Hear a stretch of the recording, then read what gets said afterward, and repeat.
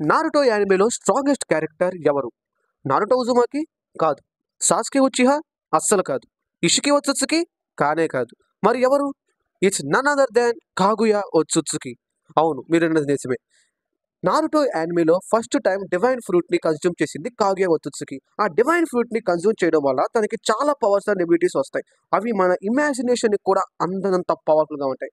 So, Kaguya Otsutsuki యొక్క capabilities and powers and abilities గనుక మనం చూసుకున్నట్లయితే, number 1 immense chakra reserves. Divine ఫ్రూట్‌ని కన్జ్యూమ్ చేయడం వల్ల తన యొక్క చాక్రా అనేది ఇన్ఫినిట్ రేంజ్‌గా అయితే ఎదిగిపోయిందనమాట. సో, తన యొక్క చాక్రాకి అసలు అంతే ఉండదు. తను ఎంత చాక్రా కావాలంటే అంత చాక్రాని రిలీజ్ చేయగలదు అండ్ యూజ్ చేయగలదు. And number 2 రినే షారింగన్. నార్మల్‌గా రినేగాన్ ఎబిలిటీస్ అండ్ షారింగన్ ఎబిలిటీస్ 2 వేరుగా ఉంటాయి. బట్ ఇక్కడ కాగుయా వచ్చేసరికి రినే షారింగన్ ఉండటం కారణంగా తను రినేగాన్ ఎబిలిటీస్ అండ్ షారింగన్ ఎబిలిటీస్‌ని ఒకేసారి యూజ్ చేయగలదు. సచ్ యాస్ తను ఇన్ఫినిట్ సుకుయోమిని కూడా క్రియేట్ చేయగలదు. అదే విధంగా తను డిఫరెంట్ డైమెన్షన్‌లో కూడా తను ట్రావెల్ చేయగలుగుతుంది. And number 3 all killing ash bones. ఇక్కడ మనం చూసుకున్నట్లయితే కాగుయా బోన్ ప్రొజెక్టైల్స్ అయితే క్రియేట్ చేయగలుగుతుంది. ఈ బోన్ ప్రొజెక్టైల్స్ వేటినైతే టచ్ చేస్తుందో ఆ టార్గెట్ డెఫినెట్‌గా యాష్‌గా అయితే కన్వర్ట్ అయిపోతుంది. And number 4 బ్యాకుగన్. ఈ బ్యాకుగన్ గనుక మనం చూసుకున్నట్లయితే బ్యాకుగన్ యొక్క ఎబిలిటీస్ మనందరికీ తెలుసు. ఈ బ్యాకుగన్ ద్వారా తను 360 డిగ్రీస్ విజన్ అలాగే తన యొక్క అపోనెంట్ యొక్క చాక్రా పాత్వేస్‌ని కూడా తను డిటెక్ట్ చేయగలుగుతుంది. And number 5 control of nature transformation. తను నేచర్‌లోని 5 basic elements like fire, water, wind, earth and lightning. ఈ 5 ఎలిమెంట్స్‌ని కూడా తను కంట్రోల్ చేయగలుగుతుంది. అలాగే మ్యానిపులేట్ చేయగలుగుతుంది. And number 6 creation of expansive truth seeking orb. Truth seeking orbs ఎంత పవర్‌ఫుల్లో మీ అందరికీ తెలుసు. అండ్ తను ఒక ఎక్స్పాన్సివ్ ట్రూత్ సీకింగ్ ఆర్బ్‌ని అయితే కాగుయా ఒత్సుత్సుకి క్రియేట్ చేయగలుగుతుంది. సో, దీన్ని బట్టి కాగుయా ఒత్సుత్సుకి ఎంత స్ట్రాంగ్‌గా మనకు అర్థమవుతుంది. And number 7 regeneration and immortality.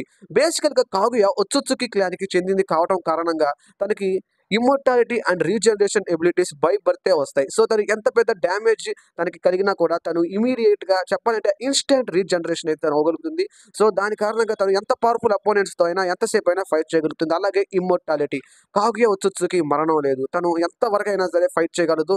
తనని ఎవ్వరు చంపలేరనమాట. Number 8 flight and enhanced strength. So, ఈ డివైన్ ఫ్రూట్‌కి ఉన్న మరొక కేపబిలిటీ ఏంటంటే, ఈ డివైన్ ఫ్రూట్‌ని కన్జ్యూమ్ చేసిన వాళ్ళకి ఎంత డిస్టెన్స్‌కైనా, ఎంత ఎత్తుకైనా ఎగరగలిగే కేపబిలిటీ అయితే దొరుకుతుంది. అండ్ దాంతో పాటు తన యొక్క స్ట్రెంగ్త్ కూడా ఎన్హాన్స్ అవుతుందనమాట. ఐ మీన్ ఇంప్రూవ్ అవుతుంది. సో, దీని కారణంగా కాగుయా ఒత్సుత్సుకి యొక్క ఫిజికల్ స్ట్రెంగ్త్ అండ్ ఎబిలిటీస్ దాంతో పాటు తన యొక్క ఫ్లైట్ ఎబిలిటీస్ కూడా ఇంక్రీజ్ అవుతాయి. And number 9 chakra absorption. ఈ టెక్నిక్ అనేది ఎంతో అద్భుతంగా అయితే ఉంటుందన్నమాట. సో, ఈ చాక్రా అబ్జార్ప్షన్ ఎబిలిటీ కారణంగా కాగుయా ఒత్సుత్సుకి తన అపోనెంట్ యొక్క చాక్రాని కంప్లీట్‌గా అబ్జార్బ్ చేసుకోగలుగుతుంది. అలాగే తన యొక్క అపోనెంట్‌ని డిఫీట్ చేయగలుగుతుందన్నమాట. సో, ఇన్ని పవర్స్ కాగుయా ఒత్సుత్సుకి ఉండటం కారణంగా నారుటో యానిమే మొత్తంలో కూడా కాగుయా ఒత్సుత్సుకి ఖచ్చితంగా ద స్ట్రాంగెస్ట్ క్యారెక్టర్ అయితే చెప్పొచ్చు. సో, మనం చూసుకున్నట్లయితే హాకురమో ఒత్సుత్సుకి ద సేజ్ ఆఫ్ 6 పార్ట్స్ అలాగే తన యొక్క బ్రదర్ అయిన హామురా ఇద్దరు కలిసి కూడా కాగుయా ఒత్సుత్సుకిని డిఫీట్ చేయలేకపోయారు. వాళ్ళు కేవలం తనని సీల్ చేయగలిగారు అంతే. అంతకుమించి తననైతే కంప్లీట్‌గా డిఫీట్ చేయలేకపోయారు. సో, నారుటో యానిమే మొత్తంలో కనుక మనం చూసుకున్నట్లయితే కాగుయా ఒత్సుత్సుకిని డిఫీట్ చేయగలిగే క్యారెక్టర్ అయితే లేదు. 100% ఇకపైన రాదు కూడా. So, definitely Kaguya Otsutsuki is the strongest character in whole Naruto universe.